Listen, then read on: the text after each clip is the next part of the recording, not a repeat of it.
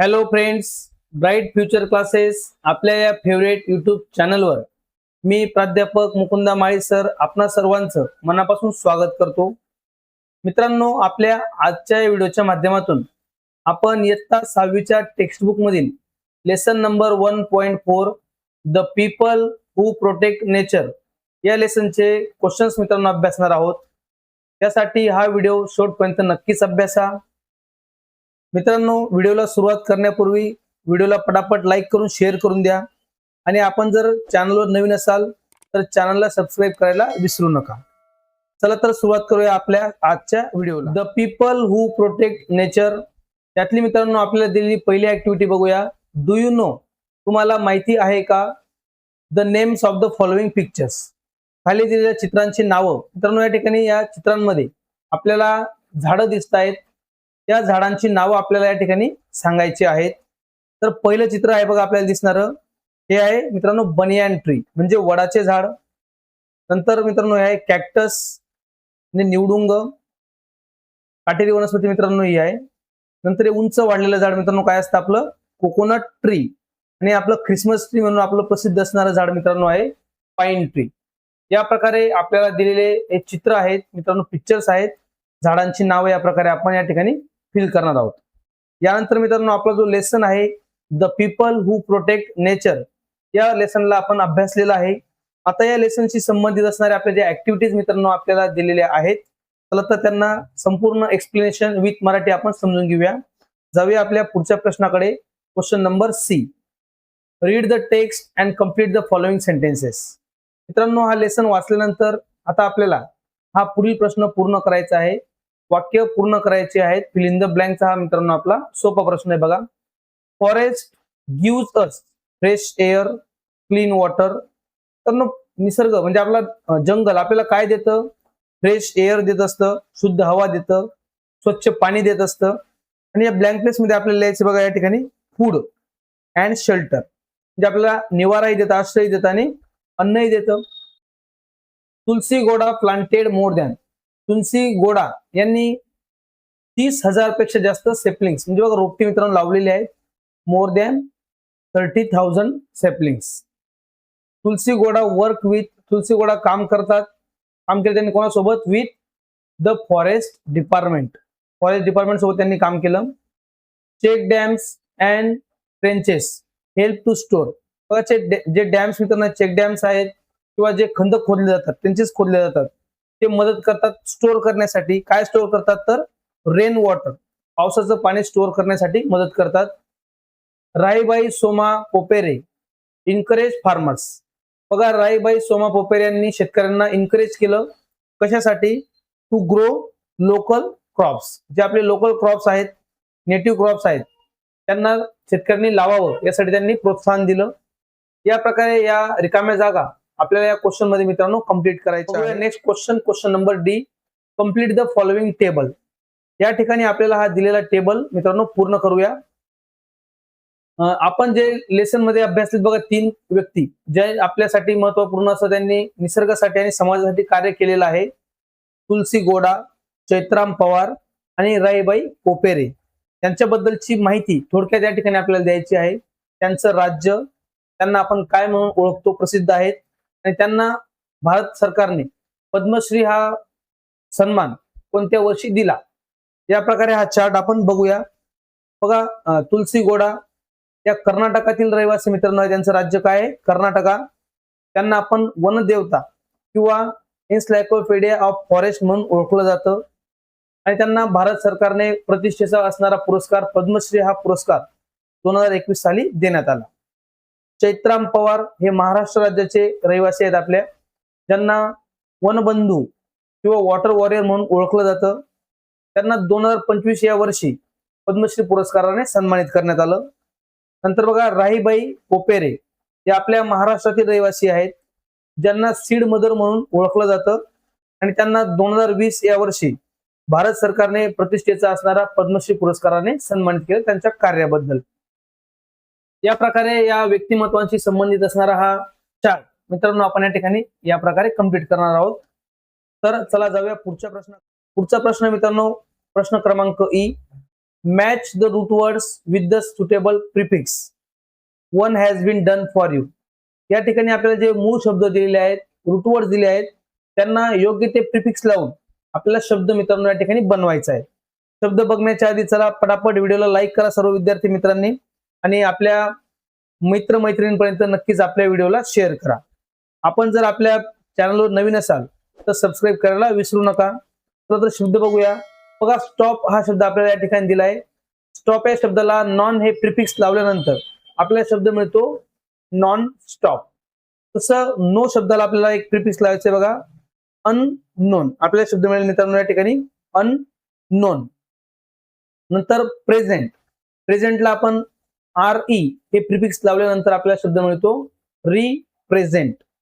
Advantage या शब्दाला ज्यावेळेस आपण डिस या शब्द प्रिफिक्स लावतो त्यावेळेस आपल्याला शब्द मिळतो डिसएडव्हान्टेज. पुढील शब्द आहे आपला पॉसिबल. पॉसिबल या शब्दाला आपण IM हे प्रिफिक्स लावू आणि आपल्याला शब्द मिळेल इम्पॉसिबल. त्यानंतर आता शेवटचा शब्द आहे आपला रेग्युलर. रेग्युलर या शब्दाला IR हे प्रिफिक्स लावल्यानंतर आपल्याला शब्द मिळतो इरेग्युलर. या प्रकारे मित्रांनो हे जे आपले रूट वर्ड्स आहेत त्यांना शब्दांच्या आधी लावले जाणारे जे प्रत्यय आहेत त्यांना म्हटलं जातं प्रिफिक्स, आणि त्याचबरोबर शब्दांच्या नंतर जे प्रत्यय लावले जातात त्यांना म्हणतात सफिक्स. सफिक्स आपण पुढे अभ्यासणार आहोत. ओके, तर चला जाऊया नेक्स्ट क्वेश्चन कडे. Question number F. Question number F मध्ये दिलेला फर्स्ट पार्ट बघूया.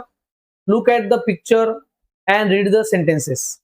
पुढील चित्र बघा आणि बाजूला असणारी वाक्य वाचा. बघा मित्रांनो, या पहिल्या चित्रामध्ये एक आपल्याला मुलगा दिसतोय. This is a boy. हा मुलगा आहे. He is studious. हा मुलगा कसा आहे मित्रांनो, अभ्यासू आहे. तर बघा पहिल्या वाक्यामध्ये this is a boy, a boy हा आपल्याला दिसतोय, अ बॉय.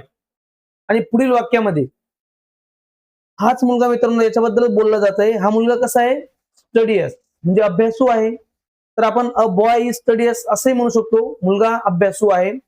तर आपण अ बॉय इज स्टडियस किंवा द बॉय इज स्टडियस या प्रकारे न म्हणता आपण बॉय या शब्दाला रिप्लेस करतोय मित्रांनो ही या प्रोनाउनने. ही इज स्टडियस, तो स्टडियस आहे. या प्रकारे आपण हे सेंटेन्स या ठिकाणी घेतोय. म्हणजे कुठल्याही नावाला ज्यावेळेस आपण रिप्लेस करतो तर रिप्लेस करणारे जे शब्द आहेत त्यांना म्हटलं जातं बघा, लक्षात घ्या, प्रोनाउन. आणि ते त्या नावाच्या लिंगानुसार वचनानुसार ते बदलत असतं. या ठिकाणी मुलासाठी ही घेतलाय. तर पुढचं बघूया picture. This is a girl. ही मुलगी आहे. She is brave. ती कशी मित्रांनो, ब्रेव शूर आहे. आता बघा गर्ल साठी या ठिकाणी रिप्लेस केलंय शी या शब्दाने. तर मुलगीसाठी शी या ठिकाणी मित्रांनो हे प्रोनाउन वापरलेलं आहे. This is a tree. हे झाड आहे. It is green. हे झाड कसं आहे मित्रांनो, ग्रीन आहे. तर अ ट्री साठी इट या शब्दाने, इट या प्रोनाउनने याला रिप्लेस केलेलं आहे. हे बघा लक्षात घ्या, इंग्लिशमध्ये किंवा कुठल्याही लँग्वेजमध्ये साधारणपणे जे नाऊन असतात, नाऊन ज्यावेळेस वाक्यात पुन्हा येतात नाऊनचं रिपिटेशन हे अवॉइड केलं जातं. आणि नाऊनच्या रिपिटेशनला टाळण्यासाठी त्याच्या जागेवर जो आपण शब्द वापरतो त्याला म्हणतात प्रोनाउन म्हणजेच सर्वनाम. आता प्रोनाउन हे आपण नामाच्या जेंडरनुसार म्हणजे नामाच्या लिंगानुसार आणि वचनानुसार हे वापरत असतो. तर या ठिकाणी आपण जे सिंग्युलर नाऊन दिलेले आहेत त्यांच्या जेंडरनुसार प्रोनाउन ही, शी, इट किंवा हे वापरतो. बघा समजून घ्या. फर्स्ट जेंडर बघूया. मस्क्युलिन जेंडर म्हणजे पुलिंगी सर्वनाम, पुलिंगी. नंतर फेमिनिन जेंडर म्हणजे स्त्रीलिंगी, आणि न्यूट्रल जेंडर म्हणजे नपुंसकलिंगी. या प्रकारे 3 जेंडर या ठिकाणी आपल्याला दिलेले आहेत. तर बघा ज्यावेळेस पुलिंगी असेल म्हणजे पुरुषवाचक नाऊन असतील तर त्यांना आपण ही या शब्दाने रिप्लेस करतो. एक्झाम्पल बघा, बॉय असेल, फादर असतील किंवा किंग असेल. म्हणजे बघा हे पुरुषवाचक आहेत. मुलगा आहे, वडील आहे किंवा राजा हे शब्द मित्रांनो पुरुषवाचक आहेत. तर यांना रिप्लेस करण्यासाठी आपण त्यांच्या जागेवर ही हे प्रोनाउन वापरू. तर पुढील एक्झाम्पल, गर्ल, मदर, क्वीन, मुलगी, आई किंवा राणी यांच्यासाठी आपण शी हे प्रोनाउन वापरतो कारण ते फेमिनिन जेंडर आहेत, स्त्रीवाचक शब्द आहेत. तसंच बुक, टेबल, सिटी, फ्रूट यांना मित्रांनो आपण स्त्रीलिंगी किंवा पुलिंगी न म्हणता त्यांना नपुंसकलिंगी म्हटलं जातं. जे स्त्री नाही आणि पुरुषही नाही. म्हणजे काही वस्तू असतील, काही ठिकाणं असतील, फळं असतील, झाडं असतील त्यांच्या नावांना मित्रांनो आपण काय म्हणणार आहोत, न्यूट्रल जेंडर म्हणजे ते नपुंसकलिंगी आहेत. आणि यांना रिप्लेस करताना आपण इट हे सर्वनाम वापरत असतो. याला संबंधित आपल्याला पुढील मित्रांनो ऍक्टिव्हिटी दिली आहे.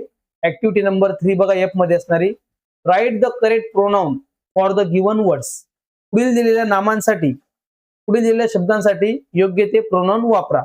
आता बघा किंग, किंग म्हणजे मित्रांनो एक व्यक्ती आहे, तर याच्यासाठी आपलं प्रोनाउन असेल ही. इट, बघा डॉल ही एक वस्तू आहे म्हणून इट. फ्लावर हे सुद्धा मित्रांनो स्त्री नाही किंवा पुरुष नाही म्हणून इट. नंतर बघा पेन, पेन साठी इट वापरू आपण प्रोनाउन. यश, यश हे एका मुलाचं नाव आहे, मग यश नुसार एक मुलगा म्हणजे मित्रांनो काय दाखवतो, तो पुरुष दाखवतो आहे म्हणून ही हे सर्वनाम वापरलं जाईल. सृष्टी एक मुलगी आहे आणि मुलीनुसार आपण या ठिकाणी शी हे सर्वनाम वापरणार आहोत. या प्रकारे आपल्याला हे या ठिकाणी हे योग्य ते प्रोनाउन मित्रांनो वापरायचे आहेत. ही, शी, इट हे 3 प्रोनाउन लक्षात घ्या. ही मीन्स तो, शी मीन्स ती आणि इट म्हणजे तो, ती, ते. या प्रकारे हे तिघही शब्द चांगल्या प्रकारे मित्रांनो लक्षात घ्या. जाऊया नेक्स्ट ऍक्टिव्हिटीकडे. Activity number G, write a short paragraph on trees are our best friend. झाडं ही आपली बेस्ट फ्रेंड आहेत, याला अनुसरून आपल्याला हा छोटासा पॅराग्राफ पूर्ण करायचा आहे. आणि हा पॅराग्राफ कंप्लीट करण्यासाठी इथे ब्रॅकेटमध्ये दिलेले शब्द मित्रांनो आपण वापरणार आहोत. तर बघा trees are our best friend, they give us oxygen, we eat its fruits and nuts, we rest in its shade in summer, they help to bring rain, we should protect trees. या प्रकारे मित्रांनो आपल्याला हा paragraph complete करायचा आहे. जाऊया next ऍक्टिव्हिटीकडे. Activity number H, collect information about environmental protection and water conservation activities. मित्रांनो निसर्गाचं संरक्षण करण्यासाठी असणारी ऍक्टिव्हिटी आणि पाण्याचं योग्य असा वापर करण्यासाठी, कन्झर्वेशन करण्यासाठी असणाऱ्या ऍक्टिव्हिटीज या ठिकाणी आपल्याला कलेक्ट करायला लावलेल्या आहेत. तर आधी आपण थोडक्यात माहिती बघूया. एन्व्हायरमेंटल प्रोटेक्शन काय असतं आणि वॉटर कन्झर्वेशन काय असतं. Environmental protection means taking care of our air, land, animals and plants. तर बघा हवा, जमीन, प्राणी, वनस्पती यांची काळजी घेणं म्हणजे एन्व्हायरमेंटल प्रोटेक्शन, पर्यावरण संरक्षण म्हणता येईल. तर water conservation means using water carefully so we do not waste it. बघा पाण्याला व्यवस्थित काळजीपूर्वक वापरणे, वाया न घालवणे म्हणजेच water conservation. Both are important because clean air and water keep every living thing healthy. या दोन गोष्टी मित्रांनो महत्वाच्या आहेत. Question, what type of books do you like to read. तुम्हाला कोणत्या प्रकारचे पुस्तकं वाचायला आवडतात. Make a list of your favourite books. आपल्या आवडत्या पुस्तकांची यादी या ठिकाणी बनवण्यासाठी हा प्रश्न आपल्याला दिलेला आहे. आपण लिहू शकतो बघा, I like story books and biographies. मला गोष्टींची पुस्तकं आणि चरित्रपर पुस्तकं म्हणजे बायोग्राफिक्स वाचायला आवडतात. मित्रांनो पुस्तकांचं वाचन करणं ही खूप चांगली गोष्ट आहे. आपण या ठिकाणी नावं घेतलीत बघा, माय फेवरेट बुक्स, श्यामची आई, wings of fire, Panchatantra stories, Tenali Raman tales, Chhava, Malgudi days, Akbar Birbal stories, असं आपल्याला एक्झाम्पल या ठिकाणी लिहिता येतील. तर या प्रकारे मित्रांनो आपण या ठिकाणी ही लिस्ट बनवणार आहोत. जाऊया नेक्स्ट क्वेश्चन कडे. Create and write slogans for save water and save trees. पाणी वाचवा आणि झाडं वाचवा यासाठी आपल्याला घोषवाक्य, स्लोगन्स या ठिकाणी बनवायचे आहेत. बघूया काही slogan. Save water, save life, every drop counts, don't waste it, no water no future, save trees, save the earth, plant a tree, plant a hope, don't cut trees, they give us breath. या प्रकारे मित्रांनो या ठिकाणी आपण हे काही slogans बनवले आहेत. अशा प्रकारे मित्रांनो आपली जे नंबरची ऍक्टिव्हिटी या ठिकाणी आपण कंप्लीट करणार आहोत. तर मित्रांनो अशा प्रकारे आपण आपल्या आजच्या व्हिडिओच्या माध्यमातून आपल्या इयत्ता 6वीच्या टेक्स्टबुक मधील lesson number 1.4 the people who protect nature या लेसनच्या ऑल ऍक्टिव्हिटीज या ठिकाणी कंप्लीट केलेल्या आहेत. आय होप तुम्हाला सर्वांना आजचा व्हिडिओ नक्कीच आवडला असेल. व्हिडिओला लाईक करा आणि जास्तीत जास्त विद्यार्थी मित्रांपर्यंत शेअर करा. Thank you friends.